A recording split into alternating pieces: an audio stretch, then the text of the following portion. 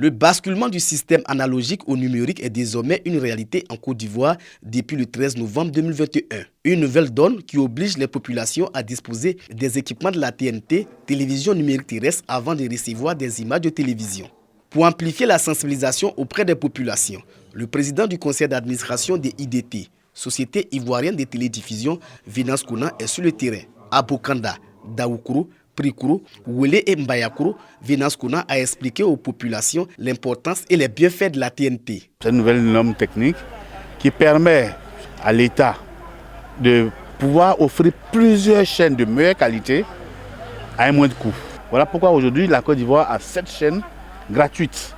La TNT, il faut le savoir, c'est gratuit. Une fois que vous avez acquis et l'antenne et le décodeur, c'est ce message que je venais expliquer à nos parents. Pour le PCAD IDT, la TNT offre des opportunités d'emploi pour les jeunes. C'est un gisement d'emploi pour nos jeunes frères, pour nos enfants, pour nos neveux, pour nos cousins qui sont là, qui attendent que quelqu'un vienne leur donner l'argent. Ne serait-ce qu'en étant installateur ou revendeur, ils peuvent gagner leur vie là. Cette démarche du président du conseil d'administration des IDT est appréciée. Aujourd'hui, le président de la République a dit qu'il va offrir du travail aux jeunes, en tout cas de la Côte d'Ivoire, en venant donner en tout cas cette information, former des jeunes pour être des installateurs. C'est un projet pourvoyeur d'emploi. Arrivé au village, je vais informer tous les jeunes pour qu'on puisse venir faire la formation. La télévision numérique terrestre offre une meilleure qualité d'image et de son. Les équipements de la TNT empêchent la coupure du signal en cas d'orage. Pour l'heure, la TNT compte 7 chaînes de télévision en Côte d'Ivoire.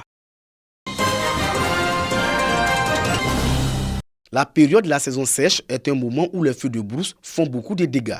Destruction de plantations, de forêts, de villages, à la clé des pertes en vie humaine. Les feux de brousse entraînent également l'avancée du désert et le changement climatique. Pour attirer l'attention des populations sur les méfaits des feux de brousse, l'ONG EDUFOR, Éducation forestière et environnementale, lance une caravane de sensibilisation. Première escale, Bouaki. Et la cible choisit les élèves. Nous avons choisi les élèves pour cette conférence parce qu'on s'est dit qu'à travers les élèves, le message peut mieux passer. C'est-à-dire lorsqu'ils seront à la maison, ils seront les porte-parole de l'ONG afin d'expliquer tous les thèmes ou toutes les thématiques que nous avons traitées. Ils pourront au moins expliquer à leurs parents. Plusieurs communications pour édifier les élèves. J'ai retenu que ce n'est pas bon de détruire les arbres, car les arbres nous apportent plusieurs choses. Ça nous permet de bien respirer l'oxygène. Les feux de brousse détruisent les forêts et les plantations.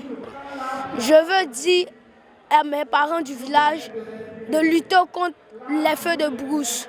La famille éducative encourage l'organisation non gouvernementale EDUFOR à continuer la lutte contre le réchauffement climatique.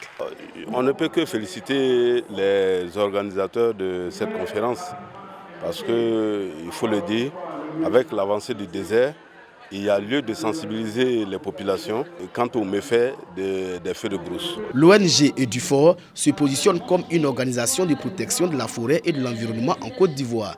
L'ONG a vu le jour en 2019. Éduquer, encourager les enfants à obtenir de meilleurs résultats scolaires, donner de l'amour aux enfants vulnérables, une mission que s'est assignée l'ONG Cœur Reformé. C'est en famille, au cours d'un repas, que plus de 500 enfants ont partagé des moments de joie et de gaieté. Dans nos différentes visites dans les campements, nous avons remarqué qu'il y avait des enfants qui n'avaient pas un repas copieux à partager avec soit des amis, avec des parents. Donc c'est cette joie-là que nous recevons en donnant quelque chose aux enfants. Les gens me disent, mais tu apportes beaucoup de joie aux enfants. Je dis non, que ce sont les enfants au contraire qui m'apportent de la joie. Parce que voir un sourire sur leur visage, moi c'est toute ma journée qui est gagnée. Créée en 2019, l'ONG Cœur Reformé est aussi responsable de l'orphelinat Douce-Mets d'Azureti. Elle intervient dans la prise en charge de plus de 50 enfants. Occasion pour la présidente d'émettre quelques doléances. Chaque 2 mois, l'ONG se déplace pour aller dans les campements, pour apporter de l'aide à manger, des soutiens aux familles.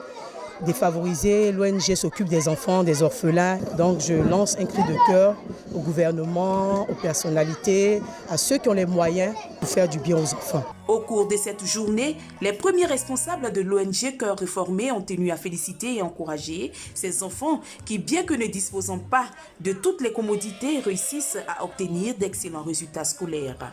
Au cours de cette journée, plusieurs dons ont été faits, notamment des vêtements, des kits scolaires. Pour égayer les enfants, des aires de jeu ont été mis en place. Heureux, les enfants n'ont pas manqué d'exprimer leur reconnaissance. J'ai vu du sac à l'intérieur, j'avais des cahiers et puis je vais attraper des t-shirts.